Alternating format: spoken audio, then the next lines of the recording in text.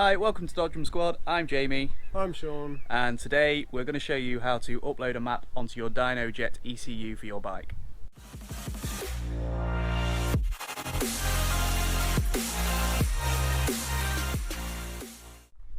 So you are going to need a laptop or a PC that's within this of your bike. So if it's up in your bedroom, you got no chance.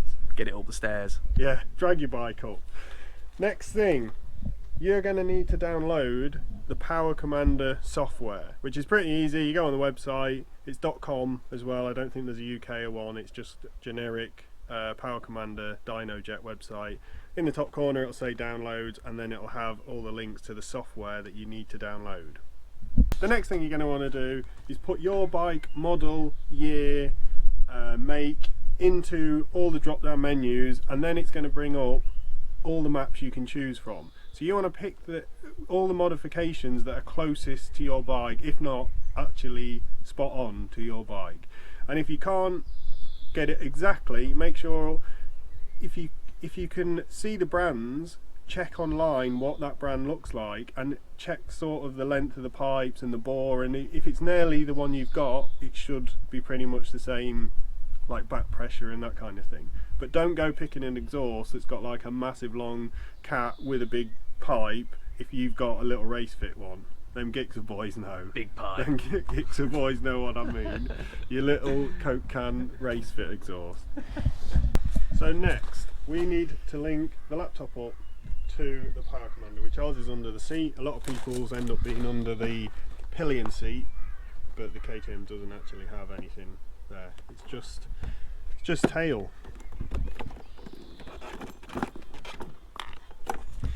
There she goes. And that should be on. Handy bit of Velcro. I stuck that bit down. Oh, that's in perfect place. You like that? Yeah. Right. There is only one hole. Right, so that's plugged in. Got to make sure that doesn't cross anything. That's around plastic, the that'll be alright, won't it? Just drop it down there. So right. Plugged into the So dyno jet. hopefully this then recognises it and powers that up. So the laptop will power that up. You don't need your key turned on to power it up. No. Okay, well, let's have a look. There we go. Oh yeah, we've got a green light. Right, I'm going to start up the software. There you go. So it's already recognised that is in, and this is the map. This is the map that's on the powercomander at the moment, which is say? This is actually fuel for cylinder 1. That's the fuel for cylinder 2. That's ignition, and etc. etc. So, open map. So here's one I downloaded earlier, which is the one with all the mods on for my bike. So that should be that, yeah? And what mods has your bike got? Exhaust and SAS delete. And they were listed on there as specific mods? For this bike, yeah. Okay, cool. That's quite good. So, now that map's in there, which is my one, number 1, 040404, so that's the new map. I can now send that. I think that literally has done it. Is that right? And that's it? Hmm. Map sent successfully. Done. See? That's it. Go That's out it. and ride. That's it, it's done. Go ride. Should we start it and see if it's... Yeah. Can you start it with it connected and it'll show you everything then? Oh yeah. You get all that coming Yeah. up. It'll tell you your fuel in that then, won't it? Right, where's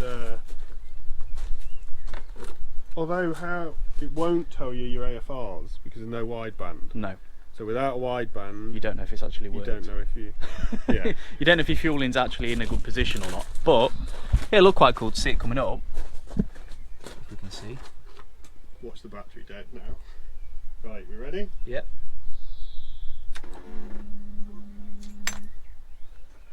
Good.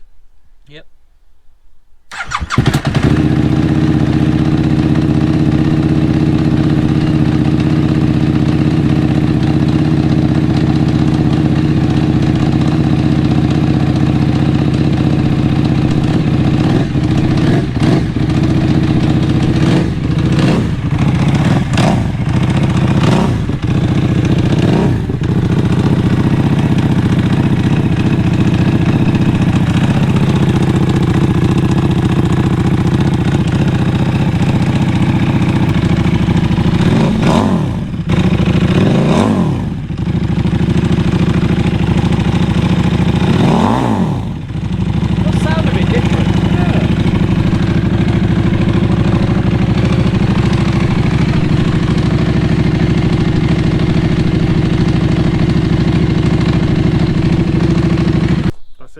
Easy as that. Hopefully, we need to ride it, but the next video will be on the bike, so you'll find out if it worked or not. It should run better, technically. It's got to be better than having a standard map. Yeah. With modifications. And also long term, this is still going to the mappers. We just had a few issues with the map guy, probably due to all the COVID stuff, and I kind of want to get out on it, so we have to do something. Yep. So now it's got a map, suitable for the bike, suitable for the mods, and we can get out and ride. It'll be interesting to see now it's got this map on as well. When you take it to the mapper, he may go, it's perfect. Someone on the forum did say that. They said it only took like half an hour of a few tweaks because they were like, oh, this map's really good. And he said, oh, it's just a downloadable one. Yeah, so they're there for a reason. Yeah. They come available because people get these mods mapped, and then the maps get logged and saved, and then they send them to DynoJet. Because they own all the maps, I guess. Well, yeah. So, yeah. But yeah, so that's it. Power down. That really is easy. Yeah. That even the video's short, but that's only because it took like maybe check 3 yours. minutes. Yeah, I need to plug mine in. Did you get the cable with it? No, but I Is think yours it's a power just from the no. It's a. I think it's a free. But I do need to plug it in and see if it's got anything on it, because I don't think it will have. And like you said, even just having the exhaust on. So maybe I'll check mine.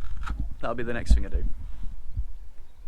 Tucked away in Jamie's little spot. Yeah, it's a good bit of Velcro that.